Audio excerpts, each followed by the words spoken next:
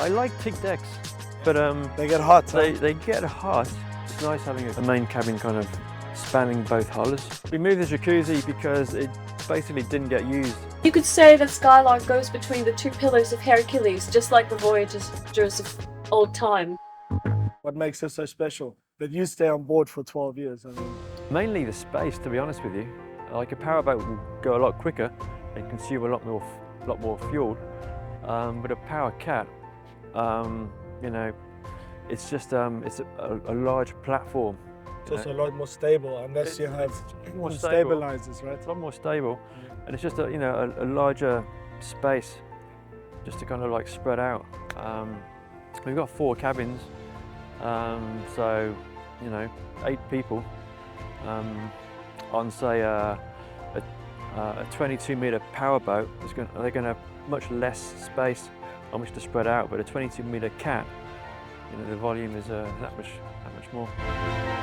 Our cruising speed is around 11 knots, depending on conditions. Consume approximately 20 to 22 litres per engine at cruising speed, so around 40 to 45 That's good. at cruising. Yeah. I've got a top speed of around 28. But then, obviously consumption goes up Significantly. yeah. And I think as a cruising speed, 11 knots is very good. Yeah. Power catamarans in general are a lot more affordable than motor yachts, so monohull motor yachts. And then also, once you have the APA, the motor yachts have a much higher APA because of the fuel consumption. So the overall charter experience is going to be more expensive than a power catamaran.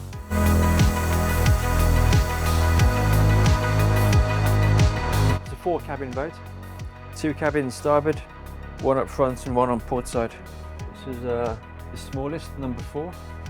Yeah, for a 2012 model, she's really, really good condition, great smells. This is the second cabin, the VIP. We have a water maker on board, produces about 200 litres an hour. Air conditioning in each cabin, of course, internet, TV. It's an older boat, but we've got all the mod cons.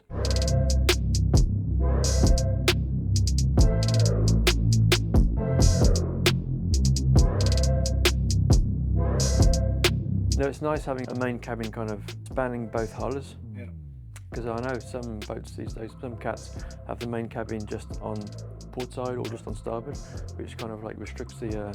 So a centered master cabin or bed also gives them, you're not in the hull, so you're not going to have. Yeah, exactly. When it's a bit bumpy, you don't have that extreme exactly elevation change, right? Exactly. Yeah. Very stable.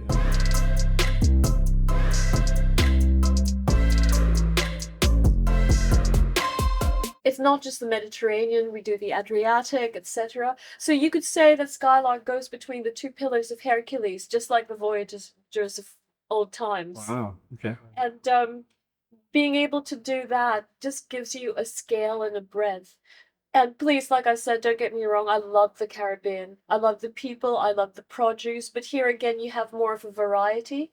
And because at the end of the day, I started off with classic training, so this is where I'm comfortable, personally.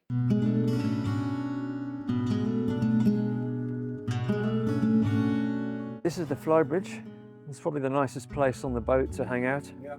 We did originally have a jacuzzi up here, but we removed that in preference for more space. More lounging space. Very nice. Basically, jacuzzis just didn't get used. It looks nice for, the brochures, I suppose.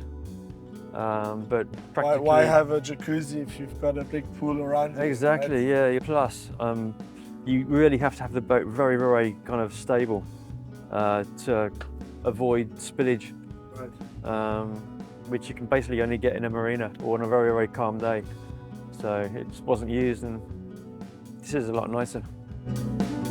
So what do you think about a teak deck versus fiberglass deck? I like teak decks, Yeah. but They get hot, huh? they get hot, and also a lot more upkeep required. Right. We can really see that, you know, beautiful cabins, the chef, really great attitude. She's very detail orientated. They have all the sports equipment you would want, even an e-foil, which you don't really get on the smaller power catamaran. So yeah, I'd say go for it.